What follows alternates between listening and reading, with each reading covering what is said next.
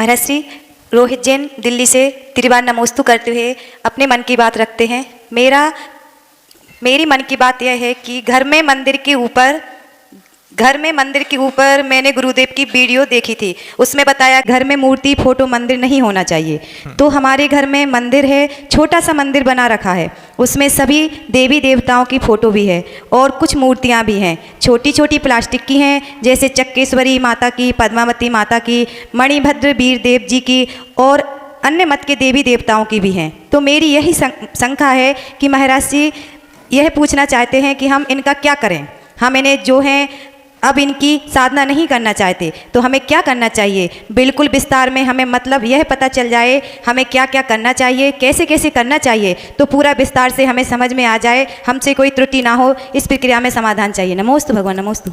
बहुत अच्छा प्रश्न है, दिल्ली से प्रश्न आया हुआ है कि मान लीजिए हमारे घर के अंदर मिथ्या देवी देवताओं के बहुत सारे फोटो कैलेंडर्स वगैरह पड़े हैं, हमारे आयतन के भी भवनत्री के व्यंतरों के देवों के फोटो वगैरह मान लीजिए लगे हुए हैं, तो हम इनका क्या करें? हम इसको छोड़ना चाहते हैं, लेकिन घर के अंदर कई लोग डरा देते हैं, छोड़ेंगे तो ऐसा हो जाएगा, छोड़ेंगे तो ऐसा हो जाएगा, कहीं कुछ हो जाएगा। उस स्थिति में पूरे विश्व के लोगों को इस बात को कहना चाहता हूँ कि शनिवार के दिन जो भी आपने अपने घर में किसी भी प्रकार का देव स्थान बना लिया है, उस देव स्थान में शनिवार के दिन 9 बार नमोकार मंत्र पढ़ के एक नारियल वहां पर स्थापित कर दीजिए और ये कह करके कि हमने आज तक जो भी मिथ्या देवी देवताओं की आराधना की है, हम आज से उन सारे मिथ्या देवी देवताओं की आराधना करना के त्याग करते हैं और सच्चे देव, सच्चे शास्त्र, सच्चे गुरु की शरण स्वीकार करते हैं। जो कोई भी इसमें त्रुटि हुई हो वे उनसे क्षमा मांगते हुए वहां पर 9 बार नमोकार मंत्र पढ़ के शनिवार के दिन एक श्रीफल स्थापित कर दें। रविवार को वो श्रीफल वहां पर रखा रहने दें। सोमवार के दिन सुबह कभी भी उठ करके और 9 बार नमोकार मंत्र पुनः पढ़ के सबसे पहले पूरे फोटो जो भी वहां के सामान हैं, आपकी अगरबत्ती लगाने का स्टैंड है, कुछ भी चीजें हैं, वे सारी की सारी चीजें उठा करके एक झोले में पहले वो सारी चीजें रखें।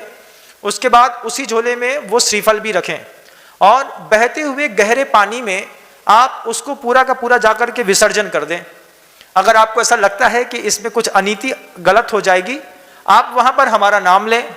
मुनि श्री विनम्र सागर जी महाराज जी के आशीर्वाद से और उनके कहने पर मैं इस तरीके का काम कर रहा हूं। अगर कुछ दोष लगता हो तो उसके लिए वो जवाबदार हैं, ऐसा भी बोल दें। और ऐसा बोल करके जितने भी मिथ्या देवी देवता इत्यादि हैं उन सबके कैलेंडर फोटो अलग कर दें। हमेशा से ये बात प्रसिद्ध है, हम जहां पर माथा झुकाते हैं, एक सामान्य से पत्थर भी क्यों ना हो, लेकिन अगर हम उसको श्रद्धा की दृष्टि से लगातार पूजते हैं तो उसमें भी दैवी शक्तियां आ जाती हैं। अब किसी पोस्टर में दैवी शक्ति का आना हो गया, आप वहां पे दिया लगाते हैं, अगरबत्ती लगाते हैं, जप करते हैं, माला करते हैं, वहीं पर फिर सिंदूर लगाते हैं, तो उस पोस्टर में तो कुछ है नहीं, उसकी तो प्रतिष्ठा की नहीं गई है। लेकिन आप अगर ऐसा करते हैं तो उसमें भी वहां पे देव स्थान बन जाता है। फिर भवनत्री के देवों का आपके घरों के अंदर लगातार आना जाना होता है। इसमें अशुद्धि इत्यादि के समय पर माँ बहनों को विशेष प्रकार की कोई भूत व्यंतर की बाधा भी हो सकती है। हम कर रहे हैं अच्छा, लेकिन शुद्धि का ध्यान नहीं रखने पर इस तरीके से भूत व्यंतर की बाधा हो सकती है। किसी को कोई डिप्रेशन में जा सकता है। कई बार वे लोग घर के अंदर विशेष प्रकार का विप्लव, आगी लगाने का काम भी देवों के माध्यम से हो सकता है। हम इन सब से बचें। हमारे पास एक बहुत अच्छा मौका है, हम शनिवार के दिन इस तरीके से एक श्रीफल रखें, रविवार को पूरा दिन उस श्रीफल को वहां रखा रहने दें। वहां पे जो भी भवनत्री के देव इत्यादि होंगे वे श्रीफल में अपना स्थान ग्रहण कर लेंगे। पहले आप पूरे पोस्टर वगैरह हटाएं, फिर श्रीफल उठाएं, विधिवत उसको 9 बार नमोकार मंत्र पढ़ के बहती हुई नदी में, डैम में आप उसको पूरा छोड़ दें और उस स्थान को पूरा पेंट वगैरह करके और बिल्कुल व्यवस्थित कर दें। मान लीजिए कोई आला वगैरह बना रहता है, कई घरों में मकाने खरीदते हैं, पूरा उन मकानों में आला बना रहता है, उसमें हरा रंग पूजा रहता है, उसमें कुछ और प्रकार की दूसरी चीज़ों का भी, हरी दीवाल वालों की पूजा इत्यादि भी वहाँ पे होती रहती है। उनके लिए भी यही प्रक्रिया अपनानी है। उन सबको पूरा तोड़ के अलग कर दें, आले को बंद कर दें, प्रॉपर एक सा प्लास्टर कर दें और व्हाइट पेंट करके भूल जाएं कि कभी यहाँ पर कुछ था। आप आज करेंगे, आपके आगे आने वाली संतानों को इसका लाभ मिलेगा।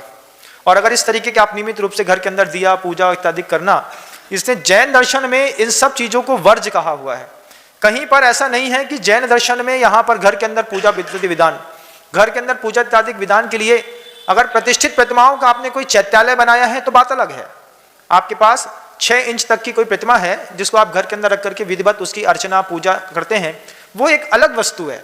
लेकिन अगर मान लीजिए पोस्टर के सामने आप इस तरह की कोई प्रक्रिया अपनाते हैं तो निश्चित रूप से ये गलत है। आज जब जागो तब सवेरा, किसी की चिंता नहीं करिए पूरी दुनिया के लोग। आप मेरा नाम लीजिए, बोलिए मुनि श्री विनम्र सागर जी महाराज के ऊपर जो भी हो उसके लिए वो जवाबदार है। मैं यहाँ पर बैठा हूँ, मैं सबके लिए जवाबदार हूँ। इस प्रक्रिया को अपनाएं, अपना जीवन अच्छा करें। कुछ दोष लगेगा तो उसके लिए मैं जवाबदार हूँ। मैं बैठा हूँ, मेरा आशीर्वाद सबके साथ है। नमोस्तु भगवान, नमोस्तु। जी हमारे यहाँ तो 20-22 साल से वहाँ ईशान कुंड में एक बना हुआ है मंदिर टाइप, मतलब ऐसा बना है, सब धर्म की किताबें रखी है और महावीर भगवान का फोटो रखा है। उन सबको आप एक साथ शनिवार के दिन, जैसे मैंने प्रक्रिया बताई है, आप ऐसा करके उसको हटा दें और जीवन को भी सब फोटो वगैरह सब हटा दें। आप सामान्य से फोटो अपने घर में लगाइए। कोई भी जैन श्रावक है उसका कर्तव्य बनता है अपने मुख्य द्वार के फ्रंट पे ऊपर भगवान महावीर स्वामी का, कुंडलपुर के बड़े बाबा का या गुरुदेव श्री विद्यासागर जी महाराज जी का एक फोटो लगाइए। आप जिस बैठक में बैठते हैं वहां पर बड़े बड़े 2 फोटो लगाइए, कुंडलपुर के बड़े बाबा का या महावीर जी का या गुरुदेव श्री विद्यासागर जी महाराज श्री का, जिससे आने जाने वाले लोगों को ये दिखे कि ये जैन कुल के व्यक्ति का मकान है। यहाँ पर अहिंसा परमो धर्म के सूत्र गाए जाते हैं। दीवार में बहुत स्टाइलिश तरीके से आप चाहें तो अपने घर के अंदर एक दीवार पे अहिंसा परमो धर्म, एक दीवार पर बढ़िया गोल्डन प्लेट से लिखवा करके परस्पर उपग्रहो जीवा नाम, एक दीवार पर कहीं पर सत्वेशु मैत्री, ऐसे शब्दों को लिखें जिससे कोई आपके घर के अंदर आएगा तो इन शब्दों को पढ़ करके वो भावित होगा, आपकी विचारधाराओं से उसको प्रेरणा मिलेगी और जिन शासन की प्रभावना भी होगी। ये करना तो ठीक है, जिनवाणी वगैरह ये तो रख सकते हैं। जिनवाणी रखिए, आप उसका स्वाध्याय करें, कोई दिक्कत नहीं है। लेकिन वहां पर पूजा आरती का, अगरबत्ती लगाने का जैन शासन में एक मंदिर के अंदर तो विधान है, लेकिन घरों के अंदर कोई विधान नहीं है। और मंदिरों के अंदर भी बाजार की अगरबत्ती नहीं जलाई जाती है। ये बात भी आप समझ लें। बाजार की जो अगरबत्ती होती है वो गोबर इत्यादि और अन्य अपद्रव्यों से मिलकर के बनती है।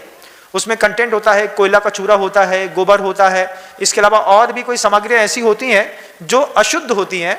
उसके लिए घर के अंदर ही बढ़िया चंदन का चूरा ले लिया जाता है, अगरू ले ली जाती है, कुछ जावित्री ले ली जाती है, कपूर मिला लिया जाता है, लौंग का चूरा मिला लिया जाता है और इससे अच्छी खुशबूदार एक द्रव्य तैयार किया जाता है। और धूप में थोड़ा सा मंदिर के अंदर खेने पर वातावरण भी पवित्र बनता है और उसके एग्रोमैग्नेटिक फील्ड की जो होते हैं उसके चार्जिंग स्टेशन और बढ़ जाते हैं। आप ऐसा करें, लेकिन मंदिरों में बाजार की अगरबत्ती कम से कम ना लगाएं। आप खुद अपने लिए सुगंधित द्रव्य तैयार करें। अग्नि वहां पर होती है, आपने देखा होगा मंदिरों में अग्नि के लिए छोटे छोटे वो रखे रहते हैं, उसमें आप धूप खें, वो तो ठीक है। मैं कई मंदिरों में देखता हूं लोग बाजार की अगरबत्तियां लगाते हैं, वो जो कि अशुद्ध होती है, उसका प्रयोग नहीं करना ही जैन समाज के लिए श्रेय कर रहे हैं।